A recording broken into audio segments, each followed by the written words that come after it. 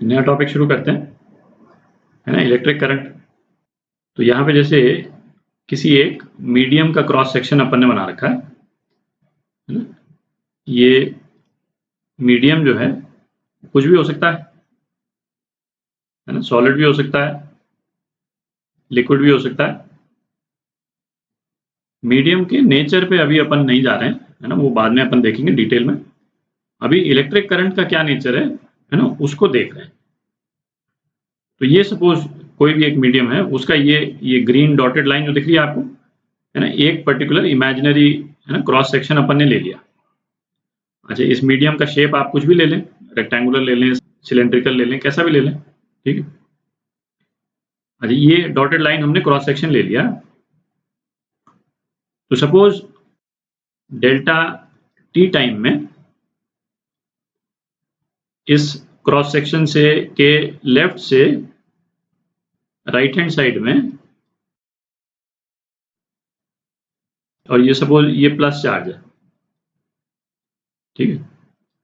तो delta T time में suppose इस क्रॉस सेक्शन के लेफ्ट से राइट में कुल डेल्टा क्यू चार्ज यदि जाता है, तो करंट किस तरह से डिफाइंड है? करंट डिफाइंड है, तो करंट डिफाइंड होगा delta Q by delta T. अच्छा, टी को जो है हम यदि बिल्कुल इन्फिनिटेसिमली स्मॉल कर दें तो इसको डिफरेंशियल के टर्म्स में हम लिख सकते हैं, और इसको लॉन्ग सेंटेंस के फॉर्म में यदि हम लिखें तो करंट क्या हो गया? Rate at which charge passes through cross section area of a conductor, ठीक है। और इस कंडक्टर को अपन यहाँ पे मीडियम बोल रहे हैं, ठीक है। अच्छा, दूसरा पॉइंट क्या हुआ? Direction of current. तो डायरेक्शन ऑफ करंट जो है वो ट्रेडिशनली हम लेते हैं direction of positive charge. Positive charge जिस डायरेक्शन में जा रहा है वो डायरेक्शन ऑफ करंट लेते हैं। नेगेटिव चार्ज जिस डायरेक्शन में जा रहा है उसके अपोजिट डायरेक्शन को हम करंट का डायरेक्शन मानते हैं, ठीक है। तो जैसे यही एग्जांपल यदि अपन लें कि डेल्टा टी टाइम में इस क्रॉस सेक्शन से पॉजिटिव चार्ज तो डेल्टा Q1 क्रॉस किया सपोज, ठीक है। और इतने डेल्टा टी टाइम में ही यदि इस क्रॉस सेक्शन से इस तरफ नेगेटिव चार्ज क्रॉस किया, ठीक है, और ये नेगेटिव चार्ज कितना है? सपोज डेल्टा Q2, ठीक है। तो नेगेटिव चार्ज इस तरफ क्रॉस कर रहा है, इसका मतलब ये नेगेटिव चार्ज भी किस डायरेक्शन में करंट को कंट्रीब्यूट करेगा? इस डायरेक्शन में, है ना। ये जो इसका I2 जो है वो इस डायरेक्शन में होगा, और पॉजिटिव चार्ज किसको कंट्रीब्यूट करेगा? I1 को, ठीक है। तो इसको मैं I पॉजिटिव बोल देता हूँ और ये I नेगेटिव। तो I पॉजिटिव और I नेगेटिव दोनों इस केस में सेम डायरेक्शन में, ठीक है। और टोटल करंट क्या हो जाएगा? टोटल करंट हो जाएगा I1 प्लस, सॉरी इसको मैं I पॉजिटिव मैंने बोला है, तो I positive plus I negative, ठीक है। और ये हो जाएगा delta Q1 by delta T plus delta Q2 by delta T, है ना। प्लस लगाया, दोनों का डायरेक्शन सेम है, ठीक है। अच्छा, अब हो गई इसकी यूनिट। इसकी यूनिट क्या है? तो करंट की यूनिट है एम्पियर, ठीक है। और 1 एम्पियर कितना होता है? 1 एम्पियर होता है जब किसी भी क्रॉस सेक्शन से, कंडक्टर के मीडियम के क्रॉस सेक्शन से 1 कूलम चार्ज फ्लो करे पर सेकेंड, है ना। कूलम चार्ज की यूनिट है, ये तो आप देख चुके हैं इलेक्ट्रोस्टैटिक्स में। तो 1 कूलम चार्ज यदि 1 सेकेंड में फ्लो करता है तो करंट जो है 1 एम्पियर होता है। और चार्ज जो है वो क्वांटाइज्ड है, इसका मतलब चार्ज जो है वो स्पेसिफिक पैकेट्स में ही अवेलेबल होता है, ठीक है। और वो पैकेट का साइज क्या है? Charge of electron. ठीक है, तो चार्ज ऑफ इलेक्ट्रॉन क्या हुआ 1.6 इंटू 10⁻⁻19, ये आप देख ही चुके हैं। ठीक है, चार्ज इज क्वांटाइज्ड, ये मैंने बोला अभी, और इसका मतलब यही निकला कि जैसे है ना इलेक्ट्रॉन का चार्ज ये है, तो यदि हमको 0.8 इंटू 10⁻⁻19 कूलम यदि चाहिए हो तो वो यूनिवर्स में अवेलेबल नहीं है। ठीक है, या तो ये अवेलेबल है या इसके मल्टीपल्स में अवेलेबल है। ये वैसे इतनी छोटी क्वांटिटी है तो अपने को बहुत ज़्यादा फर्क नहीं पड़ता है, बट टेक्निकली जैसे हम चाहें यदि कि हमको 3 इंटू 10⁻⁻19 कूलम मिल जाए है तो वो पॉसिबल नहीं है। ठीक है, 3.2 मिल सकता है, 2 इलेक्ट्रॉन्स 3.2 दे देंगे, बट 3 नहीं मिल सकता है। ठीक है, अच्छा, अब किसी भी क्रॉस सेक्शन के थ्रू करंट जो है over a period of time very भी कर सकता है ना, कभी करंट बढ़ सकता है, कभी घट सकता है। तो एवरेज करंट है ना, ये हम डिफाइन करते हैं कि किसी भी टाइम पीरियड में टी में जितना चार्ज पास किया उसको टी से डिवाइड कर दिया, वो एवरेज करंट हो गया। ठीक है, और दूसरा हम डिफाइन करते हैं इंस्टेंटेनियस करंट। ठीक है, और ये कितना हो गया, ये हो गया dq/dt। किसी एक स्पेसिफिक टाइम पे करंट क्या होगा, उस टाइम पे है ना, बहुत छोटे से टाइम पीरियड में कितना चार्ज पास किया, वो इंस्टेंटेनियस करंट हो गया। ठीक है, अच्छा, अब I यदि dq/dt है तो हम dq को लिख सकते हैं I/dt। ठीक है, तो किसी भी कंडक्टर में या मीडियम के थ्रू t टाइम पीरियड में कितना चार्ज फ्लो किया, यदि हम इसको इंटीग्रेट कर दें 0 to t, तो हमारे पास में टोटल चार्ज आ जाएगा, है ना, इस रिलेशन से टोटल चार्ज आ जाएगा। तो जैसे ये वाला ग्राफ देखें जहाँ पे करंट वेरी कर रहा है, तो सपोज इस मीडियम के थ्रू जो करंट है वो ओवर पीरियड ऑफ टाइम इस तरह से वेरी कर रहा है, और हमको दो टाइम पीरियड के बीच में, सपोज ये टाइम, इसको मैं t1 ले लेता हूँ और ये टाइम t2 ले लेते हैं। ठीक है, इस टाइम के बीच में कुल चार्ज कितना फ्लो किया, है ना, कोई भी क्रॉस सेक्शन ले लें तो उसके थ्रू चार्ज कितना फ्लो किया, तो वो इस ग्राफ के अंदर जो एरिया है, एरिया अंडर द कर्व, है ना, उतना हो जाएगा। सो इन दोनों टाइम पीरियड्स के बीच में, टाइम इंस्टेंट के बीच में कितना चार्ज पास किया, यदि हमको पता करना हो टोटल डेल्टा क्यू, तो डेल्टा क्यू जो है वो कितना हो जाएगा, इसका लिमिट्स जो है t1 से t2 हम इंटीग्रेट कर दें I/dt। ठीक है, तो इतना चार्ज पास करेगा। ठीक है, तो अब कंडक्टर्स में जो करंट ट्रैवल करता है उसका मैकेनिज्म देखते हैं किस तरह से ट्रैवल करता है। अच्छा, कंडक्टर्स अपने डिस्कस किया था कि सॉलिड्स भी हो सकते हैं और लिक्विड्स में भी कंडक्शन हो सकता है। ठीक है, पर अब हम जो डिस्कस करेंगे करंट जो है वो सॉलिड्स के कंटेक्स्ट में करेंगे। तो सॉलिड्स में जो अपन कंडक्शन अभी डिस्कस करेंगे वो मेटल्स के कॉन्टेक्स्ट में करेंगे। ठीक है, सेमीकंडक्टर्स में कंडक्शन का अलग ही चैप्टर है, तो उसको तो सेपरेटली करेंगे अपन। अच्छा, लिक्विड्स में जो कंडक्शन है ये आप केमिस्ट्री में करिएगा काफ़ी डिटेल में, तो उसको हम यहाँ पे नहीं डिस्कस करेंगे। तो यहाँ पे जो हमारे डिस्कशन का पॉइंट होगा वो मेटल्स में जो कंडक्टिविटी होती है ना, उसी के रेफरेंस में।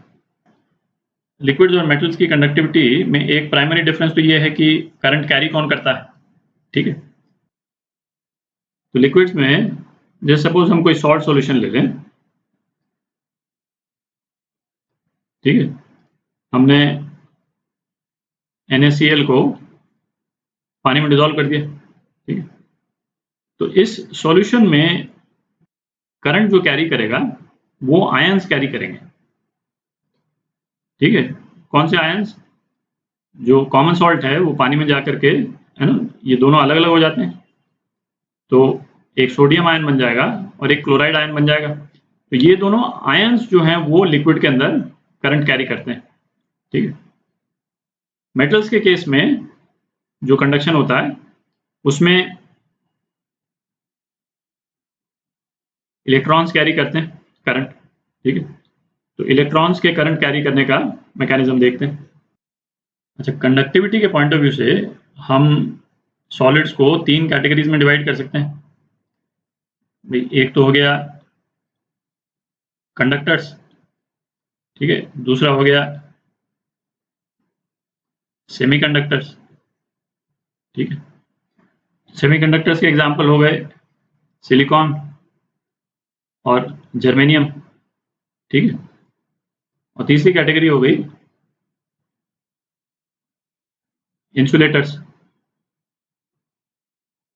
जैसे हो गया रबर या प्लास्टिक, ठीक है। अच्छा, ये तीनों तरह के सॉलिड्स जो अपन ने लिस्ट किए, उसमें कंडक्टिविटी में मेन डिफरेंस जो है किस कारणों से है, इसको अपन डिटेल में स्टडी करेंगे जब हम सेमीकंडक्टर स्टडी करेंगे, ठीक है। कंडक्टर्स के कंटेक्स्ट में, स्पेशली मेटल्स के कंटेक्स्ट में, हम इतना समझ लें कि मेटल्स में जो वैलेंस इलेक्ट्रॉन है, ठीक है, वैलेंस इलेक्ट्रॉन क्या हुआ, जो आउटर मोस्ट ऑर्बिट में जो इलेक्ट्रॉन है वो बहुत लूजली अटैच्ड होता है, ठीक है। यदि सपोज ये किसी मेटल का न्यूक्लियस है और ये जो है नॉन वैलेंस इलेक्ट्रॉन्स जो हैं वो सपोज इस एरिया में हो गए, ठीक है। और आउटर मोस्ट ऑर्बिट जो है वो सपोज ये हो गया, ये आउटर मोस्ट ऑर्बिट है और इसमें सपोज 2 इलेक्ट्रॉन्स है, ठीक। तो ये आउटर मोस्ट ऑर्बिट के इलेक्ट्रॉन्स जो हैं वो क्या कहलाते हैं, वैलेंस इलेक्ट्रॉन्स कहलाते हैं, है ना। ये तो आपने केमिस्ट्री में किया होगा, वैलेंस इलेक्ट्रॉन्स ये जो है ये बहुत लूजली बाउंड होते हैं और थोड़ी सी भी थर्मल एनर्जी से ये जो मेन एटम है उससे डिटैच हो जाते हैं, ठीक है। तो ये इलेक्ट्रॉन जो है फिर इस ऑर्बिट में नहीं रहेगा, ये यहाँ से डिटैच होकर के बाहर आ गया, और ये इलेक्ट्रॉन भी यहाँ नहीं रहेगा, ये भी यहाँ से डिटैच होकर के ये बाहर आ गया, ठीक है। तो बेसिकली ये दोनों इलेक्ट्रॉन जो है फ्री हो गए मेन ऑर्बिट से। अच्छा, यहाँ पे जैसे हमने जो मेटल की बॉडी है ना, उसको एक तरह से विजुलाइज किया है। तो ये जो पिंक वाले सर्कल्स दिख रहे हैं ये बेसिकली एटम्स हैं, ठीक है, जिनके इलेक्ट्रॉन्स जो हैं वो वैलेंस इलेक्ट्रॉन्स जो है वो डिटैच हो चुके हैं। तो ये एटम जो है वो नेट पॉजिटिव हो गया बेसिकली, ठीक है। नॉन वैलेंस इलेक्ट्रॉन्स और न्यूक्लियस बस इतना रह गया इनमें। और ये जो येलो सर्कल्स जो हम देख रहे हैं, है ना, ये सारे वैलेंस इलेक्ट्रॉन्स हैं जो डिटैच हो चुके हैं। तो जैसे सपोज ये वाला इलेक्ट्रॉन जो है वो किसी एक एटम के साथ में अटैच नहीं है, वो पूरी मेटल बॉडी में मूव करने के लिए फ्री है। आप उसको उस तरह से विजुलाइज कर सकते हैं जैसे कोई, है ना, इलेक्ट्रॉन की गैस है और उसमें जो ये वेरियस इलेक्ट्रॉन्स हैं ये एक तरीके से, है ना, फ्री मॉलिक्यूल्स हैं जो कि, है ना, मूव कर रहे हैं, रैंडमली मूव कर रहे हैं और किसी भी डायरेक्शन में मूव कर सकते हैं, ठीक है। अच्छा, इसके कंपैरिजन में यदि ये स्ट्रक्चर किसी इंसुलेटर का होता सपोज, और उसके मैं वैलेंस इलेक्ट्रॉन्स बनाता, तो ये वैलेंस इलेक्ट्रॉन्स जो है ना फिक्स्ड होते अपने अपने एटम के साथ में, है ना। ये जो मैं ब्लू वाले डॉट्स बना रहा हूँ, है ना, ये आप इमेजिन कर सकते हैं कि ये वैलेंस इलेक्ट्रॉन जो है वो फिक्स्ड है, ठीक है। और हर वैलेंस इलेक्ट्रॉन जो है वो जो कंसर्न पेरेंट एटम है उसके साथ में फिक्स्ड है, वो हिल नहीं सकता अपनी जगह। और इसीलिए जो है ये इंसुलेटर्स रहते हैं, और मेटल्स में चूंकि ये डिटैच हो जाते हैं इसलिए मेटल जो है वो आराम से कंडक्ट करता है। अच्छा, क्यों इतने इजीली डिटैच हो जाते हैं और इंसुलेटर्स में क्यों जो है ये डिटैच नहीं हो पाते, ये हम डिटेल में पढ़ेंगे जब हम सेमीकंडक्टर्स करेंगे, ठीक है। तो सपोज ये मेटल बॉडी है और रूम टेम्परेचर पे है, ठीक है, 300 केल्विन रूम टेम्परेचर पे है। तो इलेक्ट्रॉन्स का मूवमेंट जो है वो किस तरह से होगा, पूरी मेटल बॉडी में, है ना, रैंडमली मूव करेगा। जैसे सपोज ये वाला इलेक्ट्रॉन है तो यहाँ गया, है ना, इस एटम से टकराया, फिर यहाँ गया, यहाँ किसी इलेक्ट्रॉन से टकराया, है ना, यहाँ गया किसी से टकराया, फिर इधर आ गया, ठीक है। इस तरह से जो है वो रैंडमली मूव करता रहेगा, ठीक है। अब जैसे और इस तरफ का जैसे इलेक्ट्रॉन है ना, वो रैंडमली मूव करके इधर गया, फिर यहाँ से इधर टकराया। तो नेट रिजल्ट ये हो गया कि किसी भी एक पर्टिकुलर टाइम पीरियड में जितने इलेक्ट्रॉन लेफ्ट से राइट साइड जाएंगे, कोई भी अपन एक क्रॉस सेक्शन ले लें, है ना, नंबर ऑफ इलेक्ट्रॉन जो यहाँ से यहाँ जाएंगे और राइट से लेफ्ट की तरफ जो जाएंगे, है ना, उनकी संख्या सेम रहती है ना, क्योंकि इक्वल प्रोबेबिलिटी है किसी भी इलेक्ट्रॉन की राइट की तरफ जाने की या लेफ्ट की तरफ जाने की, क्योंकि रैंडमली मूव कर रहे हैं। तो नेट करंट कितना हो जाएगा? नेट करंट है ना dq/dt था। तो चूंकि राइट से लेफ्ट जाने वालों की संख्या और लेफ्ट से राइट जाने वालों की संख्या जो है सेम है इलेक्ट्रॉन्स की, तो नेट करंट जो है वो 0 हो जाएगा। ठीक है। अच्छा, अब यदि हम ऐसा करें कि इस मेटल के दोनों साइड में हम एक पोटेंशियल डिफरेंस क्रिएट कर दें किसी एक बैटरी के थ्रू। ठीक है। तो ये यदि पोटेंशियल डिफरेंस अपन ने मेंटेन कर दिया इस बैटरी के थ्रू, तो मेटल बॉडी के अंदर जो है वो इलेक्ट्रिक फील्ड सेटअप हो जाएगी। ठीक, मेटल बॉडी के अंदर एक ई इलेक्ट्रिक फील्ड जो है वो सेटअप हो जाएगी। ठीक है। और इस ई इलेक्ट्रिक फील्ड के कारण इलेक्ट्रॉन्स का एक नेट मूवमेंट हो जाएगा लेफ्ट साइड में। इधर से इधर जाने वाले इलेक्ट्रॉन्स की संख्या जो है वो ज्यादा हो जाएगी। ठीक है। इलेक्ट्रॉन्स अभी भी रैंडमली मूव तो करेंगे क्योंकि थर्मल एजिटेशन तो है ही, पर एक नेट मूवमेंट जो है वो लेफ्ट हैंड साइड की तरफ हो जाएगा। तो जैसे ये वाला इलेक्ट्रॉन जो है वो है ना रैंडमली मूव करता हुआ भी जो है वो लेफ्ट हैंड साइड में जाएगा। ये वाला इलेक्ट्रॉन भी रैंडमली जरूर मूव करेगा है ना, बट लेफ्ट हैंड साइड में जाएगा। तो यहाँ पे ऑब्वियसली नंबर ऑफ इलेक्ट्रॉन जो है बढ़ जाएंगे, यहाँ पे नंबर ऑफ इलेक्ट्रॉन बढ़ जाएंगे। ठीक है। और फिर ये इलेक्ट्रॉन जो है इस पॉजिटिव टर्मिनल की तरफ अट्रैक्ट होंगे है ना, इसके थ्रू वायर के थ्रू ट्रैवल करते हुए, और फिर ये लूप पूरा हो जाएगा इनका। ठीक है। तो एक net movement of electrons right hand side से लेफ्ट हैंड साइड की तरफ जो है वो हो जाएगा, और इस मूवमेंट से एक नेट करंट डेवलप हो जाएगा। ठीक है। क्योंकि है ना किसी भी क्रॉस सेक्शन के थ्रू अब एक पर्टिकुलर साइड में इलेक्ट्रॉन जो हैं वो ज़्यादा जा रहे हैं। जी, इलेक्ट्रॉन्स का जो मूवमेंट हो रहा है ना, उससे रिलेटेड कुछ स्टैटिस्टिक्स हैं है ना, इंटरेस्टिंग स्टैटिस्टिक्स हैं है ना, वो आपको है ना रफली मतलब ध्यान में रहनी चाहिए। जैसे इलेक्ट्रॉन्स की मूवमेंट की जो थर्मल वेलोसिटी है ना, जब इलेक्ट्रिक फील्ड हमने नहीं लगाई थी, जब पोटेंशियल डिफरेंस नहीं क्रिएट किया था, तब भी इलेक्ट्रॉन्स रैंडमली मूव कर रहे थे। वो वेलोसिटी जो है इलेक्ट्रॉन्स की अप्रॉक्सीमेटली है ना 10⁵ मीटर पर सेकंड के आसपास रहती है। ठीक। अच्छा, अब इलेक्ट्रिक फील्ड लगाने के कारण एक नेट वेलोसिटी हो जाएगी इलेक्ट्रॉन्स की इस तरफ मूव करने की, इसको बोलते हैं ड्रिफ्ट वेलोसिटी।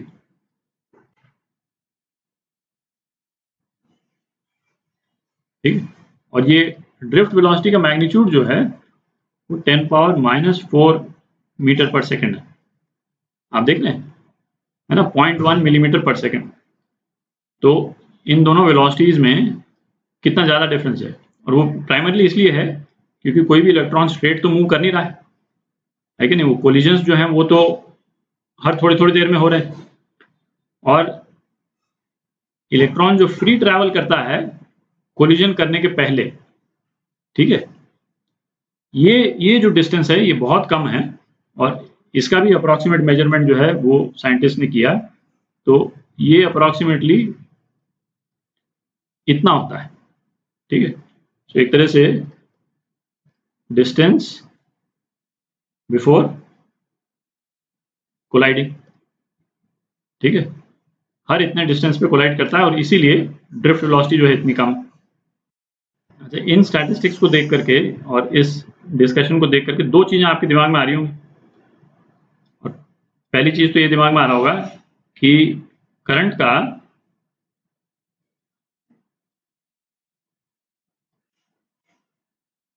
इंस्टेंटेनियस इंपैक्ट कैसे होता है, इन द सेंस कि यदि सपोज यहाँ पे मैं कोई बल्ब लगा दूं, ठीक है, तो जैसे ही, और यहाँ पे एक स्विच लगा दें, जैसे ही स्विच बंद होगा ये बल्ब जल जाएगा। ये तो हमको मालूम है ना। ऐसा तो होता नहीं कि भाई हमने स्विच ऑन किया फिर उसके बाद में इलेक्ट्रॉन वहां पहुंचा और फिर वो है ना उसके बाद में बल्ब ऑन हुआ। और जबकि जो है ड्रिफ्ट वेलोसिटी हमने देखा ये इतनी कम है, तो वो इसलिए है कि इस पूरे सर्किट में जो इलेक्ट्रिक फील्ड है वो तो इमीडिएटली एस्टैब्लिश हो जाती है। ये जो इलेक्ट्रिक फील्ड है, ये वायर है, तो इस वायर में भी इलेक्ट्रिक फील्ड एस्टैब्लिश्ड है। आप देख रहे हैं, ये तो मेटल बॉडी मैंने एनलार्ज बना दी, बट ये पूरा जो वायर का जो लूप है उसमें इलेक्ट्रिक फील्ड इंस्टेंटेनियसली, है ना, जैसे ही हमने ये किया, स्विच को बंद किया, इलेक्ट्रिक फील्ड एस्टैब्लिश हो गई। और इलेक्ट्रिक फील्ड एस्टैब्लिश होते ही इलेक्ट्रॉन्स का मूवमेंट शुरू हो जाता है ना। ऐसा नहीं है कि मतलब जैसे यहाँ पे कोई इलेक्ट्रॉन था, है ना, वो घूम करके और फिर यहाँ जब पहुंचेगा तब जाकर के बल्ब ऑन होगा, ऐसा नहीं है ना। वो तो जैसे ही इलेक्ट्रॉन का मूवमेंट शुरू हो गया वैसे ही करंट एस्टैब्लिश हो जाएगा और वैसे ही जो है वो बल्ब जलना शुरू हो जाएगा। ठीक है, तो इसीलिए हम करंट का जो इम्पैक्ट है वो इंस्टेंटेनियस देखते हैं। ठीक है, it does not depend on कि इलेक्ट्रॉन ट्रैवल करके सर्किट में एक जगह से दूसरी जगह पहुंचे, है ना, उस पर नहीं डिपेंड करता। पहला तो ये। और दूसरा पॉइंट ये है कि जब मैंने यहाँ पे बोला था कि मेटल की बॉडी के अंदर इलेक्ट्रिक फील्ड एस्टैब्लिश हो जाती है। ठीक है, तो ये आपको लग रहा होगा कि अभी इलेक्ट्रोस्टैटिक्स में अपन ने काफी डिटेल में पढ़ा कि किसी भी मेटल बॉडी के अंदर इलेक्ट्रिक फील्ड एस्टैब्लिश नहीं हो सकती। ठीक है, वो कब होता था? वो तब होता था जब, पहले यहां लिख देता हूं इशू क्या है। फील्ड इनसाइड मेटल बॉडी, ठीक है, तो E इजिकल टू 0 ये अपन लेते आए थे अभी तक इलेक्ट्रोस्टैटिक्स में। वो कब होता था? जब वो बॉडी इलेक्ट्रोस्टैटिक इक्विलिब्रियम में। और इलेक्ट्रोस्टैटिक इक्विलिब्रियम का मतलब क्या हुआ? No current. जब उसमें बॉडी में करंट फ्लो नहीं कर रहा है तब वो इलेक्ट्रोस्टैटिक इक्विलिब्रियम में है और तब इलेक्ट्रिक फील्ड 0 होगा। ठीक है, क्योंकि अपन ने जितनी बॉडीज जो ली थी, है ना, आइसोलेटेड बॉडीज ली थी। ठीक है, एक बॉडी को दूसरे बॉडी से यदि हम ज्वाइन भी करते थे, है ना, एक सर्कल को हमने दूसरे सर्कल से, बड़े सर्कल से ज्वाइन किया था, तो जितना करंट का रिडिस्ट्रीब्यूशन होना होता है वो बिल्कुल, है ना, माइक्रो सेकंड्स में खत्म हो जाता है और उसके बाद में फिर वापस इलेक्ट्रिक फील्ड जो है वो 0 हो जाती है। ठीक है, तो इक्विलिब्रियम में जो है वो इलेक्ट्रिक फील्ड 0 रहती है। बट इस वाले केस में जो अभी अपन ने डिस्कस किया, ये वाले केस में इक्विलिब्रियम में नहीं है। ये मेटल बॉडी जो है इक्विलिब्रियम में नहीं है, इसमें करंट फ्लो कर रहा है। तो करंट फ्लो कर रहा है तो इसलिए इलेक्ट्रिक फील्ड जो है इस मेटल बॉडी के अंदर एस्टैब्लिश्ड है। ठीक है।